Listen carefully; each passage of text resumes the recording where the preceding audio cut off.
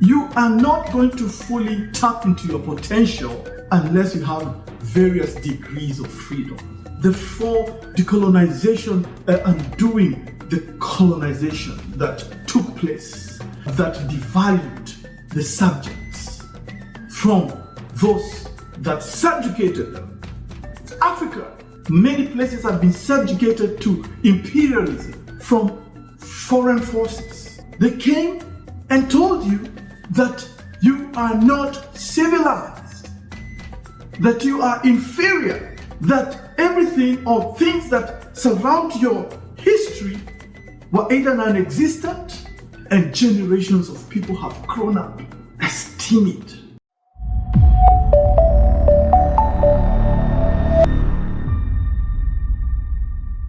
Good morning, good afternoon, good evening, good night, wherever you are watching us from. Welcome to another session of Brilliant Talk with your host, Maina Wanjiruna. I would like to talk about something that's fundamental to our human existence. Something many yearn for, some have elements of it, and others are living this life trying to get there, to get it, to reach to it. And sometimes it seems like something that flitters. You can't seem to capture it. But it's really, really important to talk about this. A fundamental question: what is freedom? What is freedom? Are you free wherever you are? Are you free in Africa? Are you free in the Caribbean? Are you free in Europe? Are you free in North America? Are you free in South America? Are you free? And to what degree are you free? This is a very, very important question, very fundamental to our human existence. Well, let me say first that looking at scriptures, even some other spiritual and religious teachings, you find different elements of something we call the anointing, right? The anointing. For those who read the scriptures, there are places in the Old Testament, even in some New Testament, where somebody was being given a particular position or being set apart. And a way to do that was to anoint or to pour oil onto somebody or to apply oil. In this instance, oil signified some type of authority. It represents some divine intervention of some divine presence.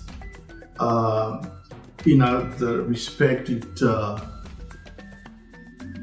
defined an indwelling of the Spirit of God, the anointing. So, for example, when a king was being installed, a priest, according to different religious practices and different communities, they had the religious representative or some of the leaders who were connected with the divine, and they would come and say, you've been chosen, or you've been chosen to be the leader of this group, or the king, or the chief, whatever that was. And they would come with oil or some type of water to anoint and say that this person has been set apart, right, to lead. And that people watching that ceremony would also accept whatever was going on and submit to that authority, right? So, anoint is to set apart, it's to choose, but also anointing represents something that breaks a yoke, a bondage, imprisonment. some places in scriptures, in different wordings, in different scriptural or religious teachings, you find the term anointing talking about, and the yoke shall be destroyed because of the anointing. The yoke, the bondage, is going to be destroyed because of the anointing, right? Bondage represents many things. It can represent ignorance, a lack of understanding, darkness, chains, imprisonment, burdens.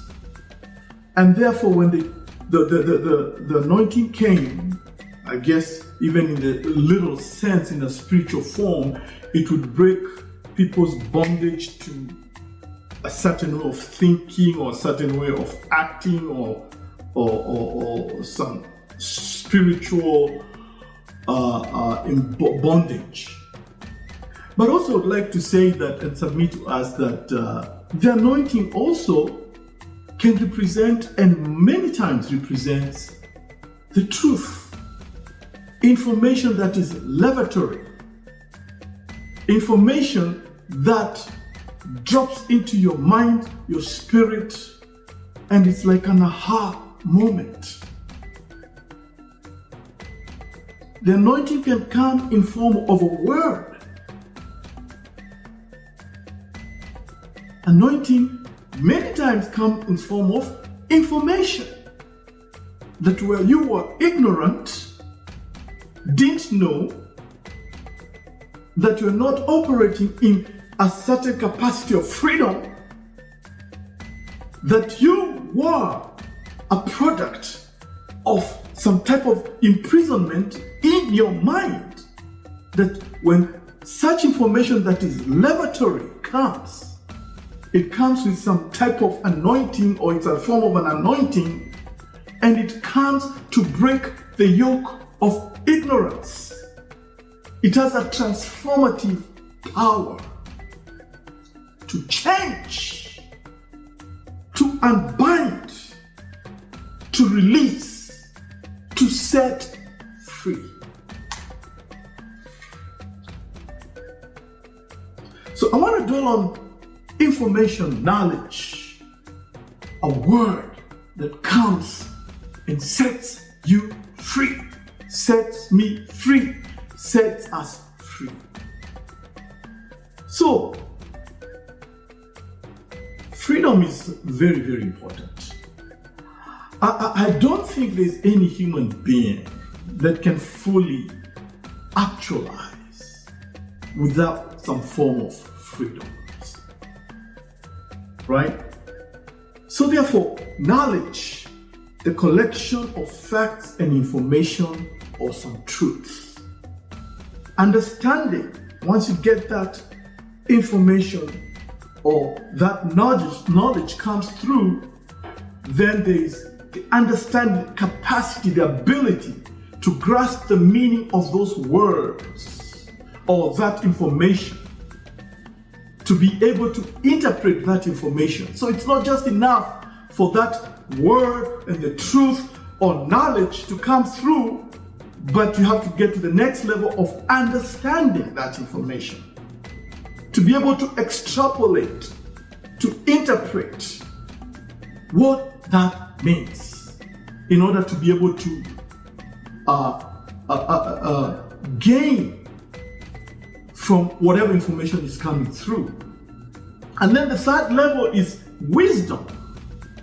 The application of the knowledge that came through an understanding to make sound judgments and decisions. So therefore, that knowledge or that information, that powerful word, that anointing comes as a revelatory information, something that is revealed. Aha, I didn't know that. Wow.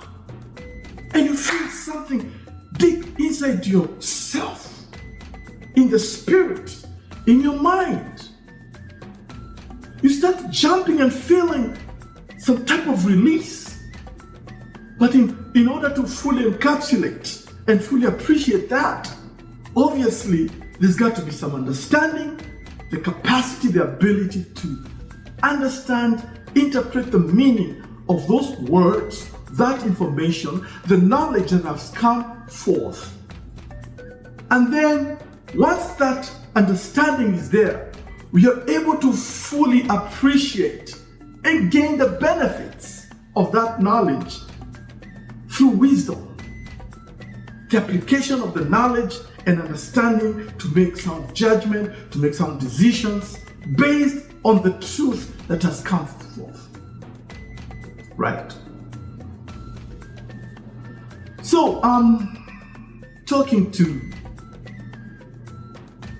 all my brothers and sisters around the world, everybody needs freedom, or different levels of freedom, right?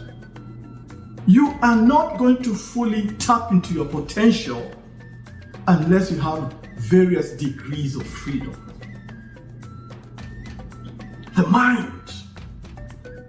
Most of our battles, most of our problems, most of our limitations are right here in our minds.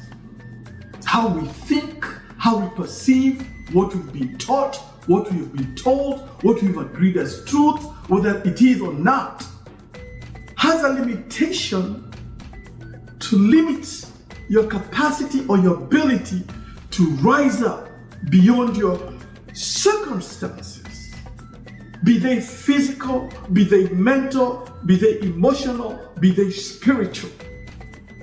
That the extent to which you enjoy freedoms is within your mindset. So you think small, you live in a small world. You live in fear, you live reaping the benefits of fear, which is not life, but the opposite of living, which is death. Right? So, I'm big on decolonization of the African mind and those that have been bound, whether physically, literally, mentally. That's a big one. For decolonization, undoing the colonization that took place, that devalued the subjects from those that subjugated them, that devalued African knowledge systems and imposed foreign concepts as absolute and superior. Africa and beyond Africa, many places have been subjugated to imperialism from foreign forces. They came and told you that you are not civilized, that you are inferior, that everything or things that surround your history were either non-existent or were not civilized. And generations of people have grown up as timid, limited in their understanding, not appreciating their history, and even not knowing who they are. You cannot know who you are and where you're going until you fully understand and know who you are from where you come from. Right? Chinua Achebe, the great, literally, guy that wrote some of the best books, like Things Fall Apart, say, until the subjects write their history, the history will always praise those that write it. Right? It's always going to glorify the lion, because the lion writes and has the last word. The people who are subject to being told who they are and what they're not don't have the last word. The last word will always glorify the guy that writes the books. The good news is that is changing. Africans are starting to realize who they are. And not just Africans, but other people that have been bound and told that you are this and you're not that. And that in itself is powerful. It limits your mindset, your capacity to think and rise above your circumstances and become fully acclimated and to be the person you're supposed to be, the people that you're supposed to be, the communities you're supposed to be. So you live below your potential. Very dangerous. Very dangerous. Very, very dangerous. I don't have to give you examples. You know all the examples that come with that, right? So Africa, and I'm using Africa as an example, but also I'm talking to the world. I'm talking to you wherever you are. You may be in Asia, in India, China, South America, wherever you are. Systems that build on divisions produce mass followership, denied African contributions to world civilization, and that includes the foundations of Western civilization. You cannot talk about Western civilization without talking about African civilization, because Western civilization is pegged, hinged, and built from African civilization. That's the truth. There is nothing like the Western civilization without the African civilization. Africa is the cradle of mankind. That's the base. That's the foundation. And there is a gap between a certain time to the time of the colonized, when many countries were colonized. And that gap is filled with all kinds of misinformation that are detrimental to subjects that have been told otherwise. You cannot rise to be who you are when you don't know who you are. There is a famous Swahili saying that says, "Mwacha mila ni mtumwa." I'll repeat that. Mwacha mila ni mtumwa. Translating, he who does not know or she who does not know their culture is a slave. You don't know, you've been stripped naked. You don't know who you are, so you're told you're this, you're that. And you believe what you are told. Because you don't have something tangible to hold on to. Some type of history that gives you some clothing, something to stand on. That you're defined by others. You can't let other people define you. It's not gonna go well. You have to know yourself. You can't have your neighbor define who you are. Know who you are for yourself first and foremost. And then when people define you, you are able to put the type of resistance possible to make sure that their negativity doesn't become inculcated within you and start producing the negative effects of lies, mistruths, and lack of knowledge. Ignorance. Very dangerous. So therefore, what is freedom? A very fundamental question. Guys, I'm gonna read you this. And you know, we operate in a world with a lot of misinformation, mistruth, and people defining and trying to put others a certain place so that they can have dominion over them and take advantage of them. Thank God that knowledge, access to truth, will set you free and bind you and yoke you, set you free to enjoy freedom and liberty, to pursue life and its fullness. I'm going to read this rigorous professor of Modern History at Oxford, University of Oxford. University of Oxford is a leading institution in thought. Professor Hugh Trevor Roper, in the 1960s, he was the head of Oxford's most prestigious chair, the history department. Hugh Trevor Roper, he was the head of that institution or that department for 25 years, about 25 years, quarter of a century. He said this in the 1960s, that there was no African history, only the history of Europeans in Africa. The rest is darkness. Before Europeans brought history to Africa and places like it, he went on and said there were merely an unedifying greatness of barbarous tribes and picturesque but irrelevant corners of the globe. Wow, think about that.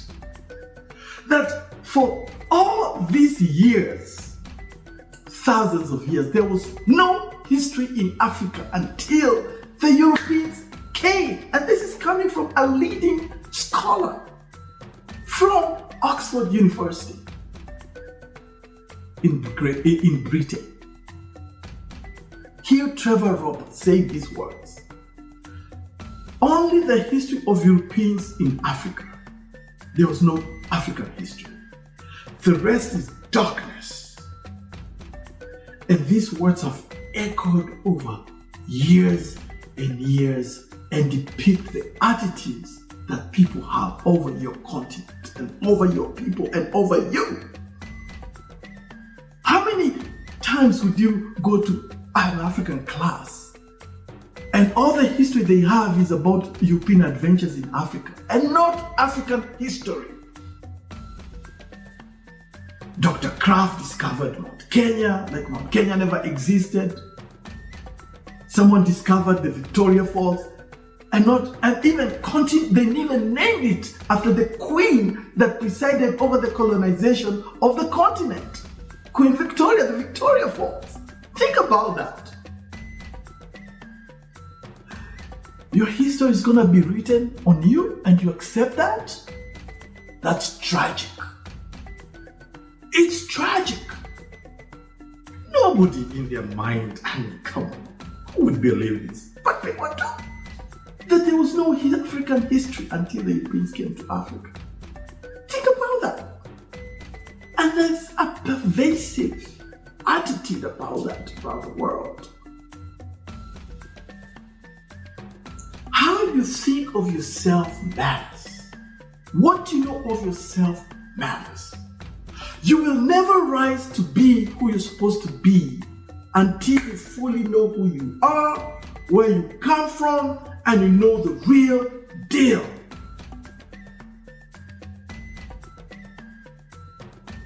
Others will define you and set traps and bind you and keep you small in a small world. And it's not fun to be there. Let's not even go to the 1960s. Let's talk about the present day, right? Thierry Breton, the former European Commissioner of Internal Markets and Services. He's French. Thierry Breton. This is what he said on his X account, formerly Twitter. And I'm going to read word for word. It's the implicity of Emmanuel Macron, that is the French president, that opened the eyes of Africans. This was written recently. One thing is sure, if Africa loses its colonies, our children and grandchildren will go to Africa in search of their livelihoods. Immigration will change direction. Macron needs to go, if not, France will suffer. Europe needs to unite to fight this new African vision. If one of the heads of these punches fall, the others will abandon the vision. Africa does not have history, so Africans can't manage the world. There goes again the statement. Africa has no history, So Africa cannot manage the world. My brothers and sisters, your continent is ground zero to very important resources that made Europe what it is today, that made the West what it is today, that's making China what it is today, that's making other parts of the world where they are today. You possess something very precious, my brothers and sisters, over in Africa. How much are these things benefiting you? Until you know that for yourself, you will be bound and suffer the consequences of not knowing who you are, what you have, and the type of people that you are. You come from a great people. You have a rich history. Nobody in the right mind can say we don't have a history. Again, as I said before, you cannot talk about Western civilization without African civilization. That's the foundation of civilization. African civilization. So, what is at stake? What is at stake? What is at stake, my fellow brothers in the Caribbean, my fellow brothers in the North America, my fellow brothers in South America, my fellow brothers and sisters, or when I mean brothers, I mean brethren, in Europe, in Africa, all over the world. What is at stake is your freedom. What is it? What is this freedom? The power to make choices, the privilege to pursue your destiny, the right to life, liberty, and pursuit of happiness, as declared in the US Constitution, very clear. The absence of subjugation, the absence of bondage, the absence of dominion, the space to self-actualize, the opportunity to create generational wealth, the right to create generational peace, the right to create generational stability, the power to bequeath your children and grandchildren with culture, traditions, and the values passed on from one generation to another. Freedom, the capacity to think, the space to explore, the space to work to your full potential. That's what is at stake. What is freedom not? Captivity, dependence, imprisonment, subjugation, enslavement, neocolonialism. All those are the very opposite of freedom. Human beings are designed and meant to be free to fully realize their full potential. If you're not, then you are bound. One cannot self-actualize when spending most of their time trying to survive. Seeking basic needs to life such as food, shelter, and water. All the energy is usurped with fear and worry. We're talking about the full dimension of a human being. We're not just talking about the spiritual person. You cannot be a fully actualized person, spiritually delivered, yet you cannot provide food for yourself, clothing, or you're living in constant worry and fear because you cannot meet your basic needs. The full dimension of human beings in harmony with each other, not just the physical being, but also the emotional aspect, the mental aspect, the spiritual aspect, the social aspect, all need to come in harmony. They can need to come together to be in sync, to be in harmony, to be complete, or a semblance of completeness, to be in a state of being unbroken, undamaged, fully functional. Therefore, you need to know who you are. You need to go back and not believe what you've been told who you are by others. You have a very rich cultural heritage. You come from a great people. You are a great people, not functioning and dealing in the greatness of who you are. Until you come to understand that, embrace that and know that for yourself, that those untruths, lies will keep you bound, underperforming, and dying early because you're not living your full potential. You have a history, a very rich history. You are a great people because you come from a great people. There is no civilization without the African civilization, period. Therefore, the anointing is going to come when you seek knowledge, have understanding, and that gives you wisdom to act on that knowledge, the revelatory information that came through, to live a transformative, a transformed life that fully appreciates, embraces freedoms that are designed and meant for you and me.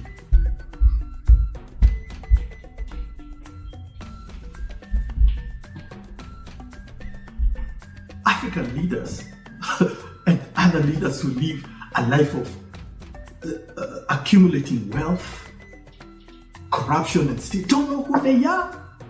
They're bound. You're lost. You don't know who you are. Just as I said before, the Swahili saying, "Wachamila ni mtumwa," Africans used to live a life of community, of communal service. The people who steal the most are the most miserable people. You came with nothing, you live with nothing. When you know yourself and decolonize your mindset, you start operating differently. You love your neighbors, you love yourself. You stop being tribalistic because those divisions will never produce greatness. Divisions have been sowed among you, within you, to keep you separate, apart, and a permanent underclass.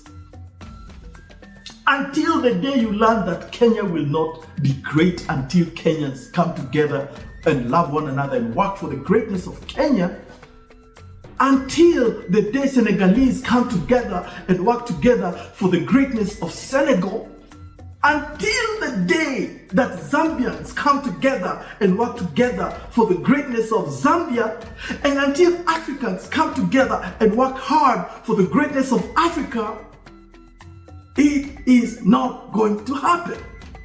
So let's start by changing our mindset. Caribbean brothers and sisters, Jamaica, Bahamas,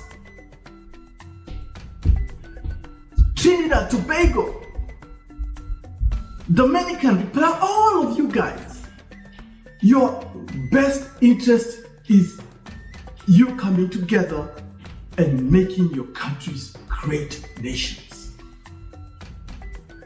Your children are counting on you. Your grandchildren are counting on you to step it up. Will this be the generation that will break the yoke? Will this be the generation that says, I'm not going to live a quarter of my life, but I'm going to be complete, physically, mentally, emotionally, spiritually, and in commune with others like me? Freedom, fully actualize.